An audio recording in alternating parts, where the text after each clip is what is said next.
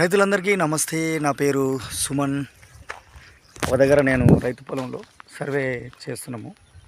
మా టీం వాళ్ళు అక్కడ పై భాగంలో చేస్తున్నారు, సర్వే చేస్తున్నారు. అయితే చాలామంది రైతులకి ఉండే ఒక డౌట్ ఏంటంటే, సార్ మేము మా ఊళ్ళో ఒక దగ్గర బోర్ వేసాము, కొబ్బరికాయతో చూశారు, లేకుంటే కట్టె పుల్లలతో చూశారు, నిమ్మకాయలతో చూశారు, బంగారం రింగ్తో చూశారు, వెండి రింగ్తో చూశారు, రాగి పుల్లలతో చూశారు, ఇవన్నీ రకరకాల ప్రయోగం చేశారు.